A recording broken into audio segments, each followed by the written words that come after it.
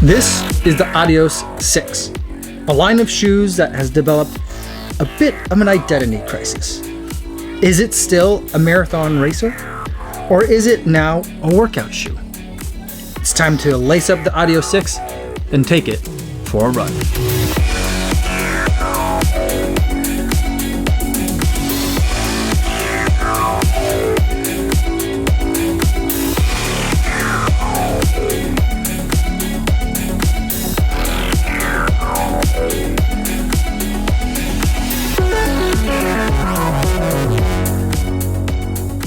8.15 miles, 7 minutes, 58 seconds per mile, and 145 beats per minute today. Going for a marathon taper workout today in the Adidas Adios 6. Now, before I give my thoughts on this shoe after just this first run, I do want to go over some disclosures.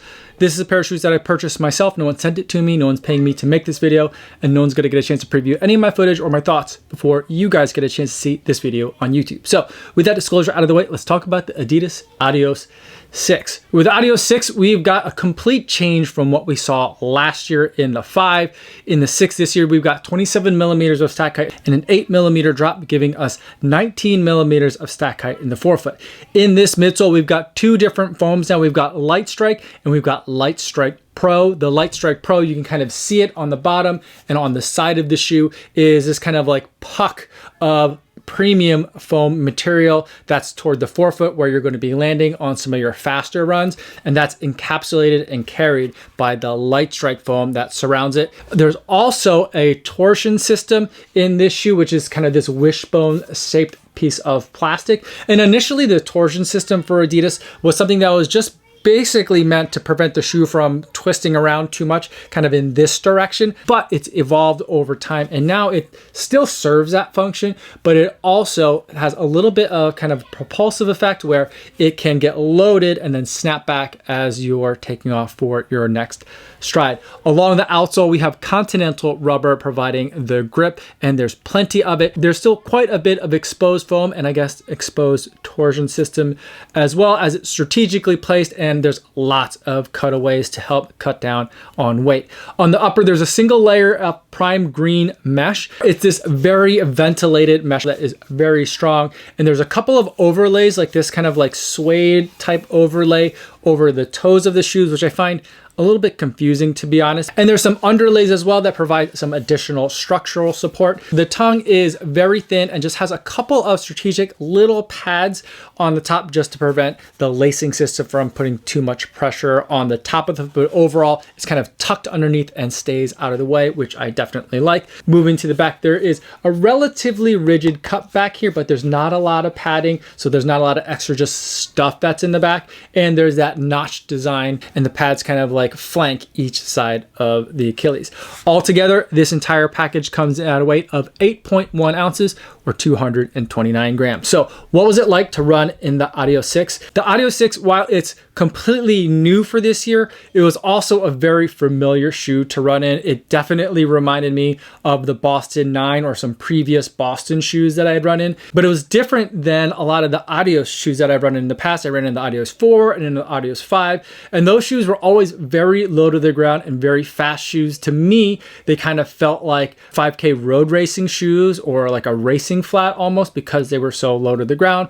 Although the original heritage of the Adios line is that it was the marathon racer. So that's where some of like kind of the identity crisis in this shoe comes into play.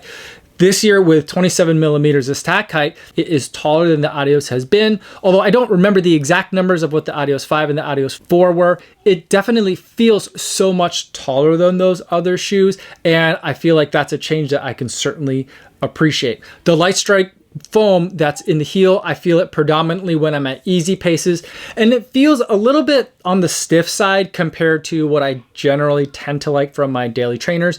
But it kind of reminded me a lot of a SL20 or maybe even a slightly taller SL20. firm a little bit, but ultimately very capable as an everyday trainer in terms of using it that way. But then once I hit the intervals at 3 minutes at threshold pace with 1 minute walk jog recoveries, that's when the shoe really started to come to life and things got very interesting. That's when the Lightstrike Pro really starts becoming prominent and you really start to feel it. It's a foam that at those slower speeds, I just didn't really notice kind of like what it was doing or why it was there. And it felt just as kind of firm as the regular Lightstrike does. But once you're really starting to hit the ground a little bit harder and push off on the ground a little bit harder, it kind of loosens up that foam a little bit. The forces that are in there get it to kind of squish in the right way, and it gives all of that force back to you as you're picking your foot up off the ground for the next stride. So there's a nice bounce back that you're getting from this foam. It's not quite as pingy as the bouncing back that I'm getting in the Adios Pro 2 or in the Primex, but that similar sensation is there. In fact, it reminded me a lot of some of the other kind of like workout shoes that I've been really loving, especially those nitro foams. It reminds me a lot of like DNA Flash in the Hyperion Tempo, that type of foam where at slower speeds, it's a little bit kind of like, oh, this is okay, but it's stiff. But once you get it to speed and kind of like warm up the foam in that sense, that's when it really comes to life. The same exact thing is happening in this shoe.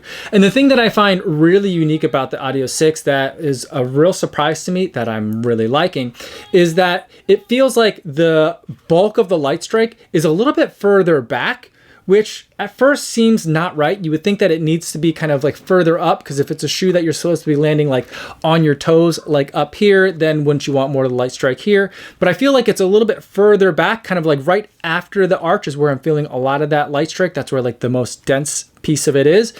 And it's working really well in terms of absorbing impact. And then I'm rolling forward a little bit to get on the toes and pushing off with that Lightstrike. And it's giving me a really nice pop sensation as I'm moving into the next stride. So I'm loving the dynamics of this Adios 6, and it's giving me just such a fantastic workout shoe vibe from it. Now let's talk about the upper. I feel like the fit is really good in terms of the width in the toe box. I feel like it's just right, striking that balance between having enough room that my toes don't feel crunched, but also feeling snug enough and locked down enough that I can take this for my workouts.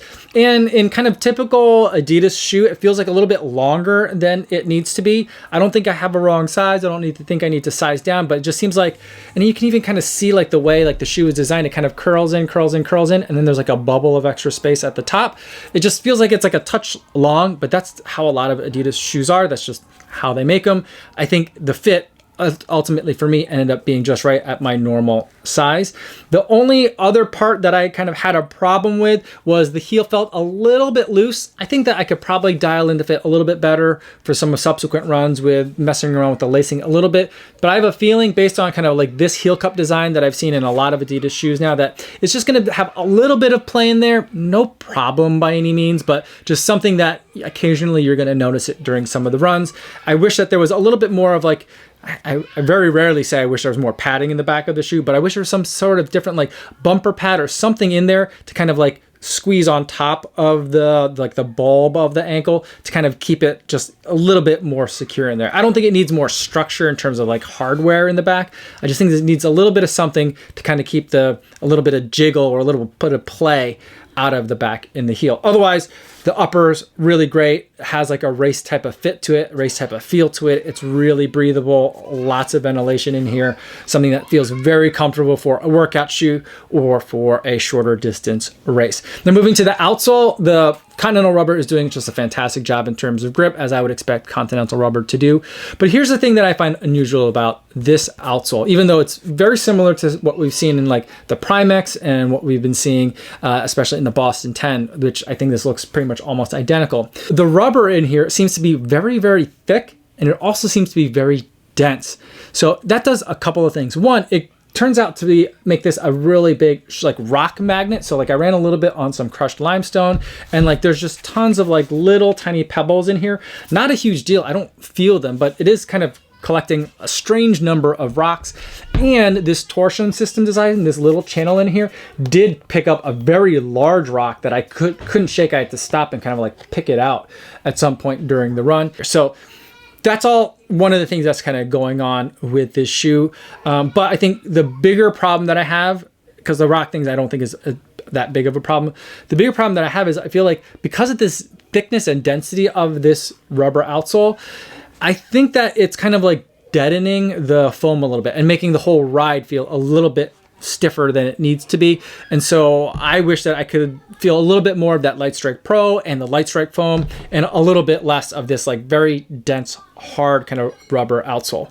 But I think ultimately it's here in the way that it's designed here, specifically because I think this Adios 6 shoe now is supposed to be more of a workout shoe and not necessarily performance over a durability type of racer. If you like the Boston 9 and wanted more of that, I think that you should be looking at the Adios 6 right now. That's kind of like the main thing that I'm looking at. If you like the Adios 5 and the Adios 4 and are looking for something similar to that, then I think you should be looking probably at something like the Takumi Sen.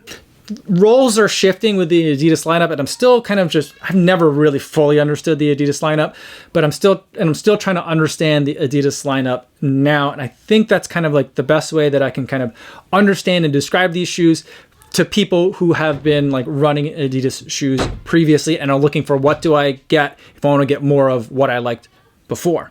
But if you're new to the Adidas lineup and are trying to understand kind of where this shoe fits in, I feel like this shoe is a great shoe for everyday runs if you like an everyday shoe that is a little bit firmer, or if your everyday runs are a little bit on the shorter, faster side, or if you're looking for a really great workout shoe and you don't particularly care one way or the other if the shoe has carbon, you just want a shoe that's light, feels fast and snappy, and can handle a lot of road miles, then I think the Adios 6 is a shoe that you should be looking at. It's a really fun shoe to run in, and I think a fantastic example of how Lightstrike and Lightstrike Pro can be used together in the same shoe to deliver that kind of durability and performance that we're looking for in our workout trainers. Hit that subscribe button so you could see more videos as I take it for some longer runs, test it out at some marathon pace efforts, and see if it really can be that true Boston 9 replacement where it can be a shoe that you can not only work out in, but also race your marathons in, because I know a lot of you guys like to race in your Bostons.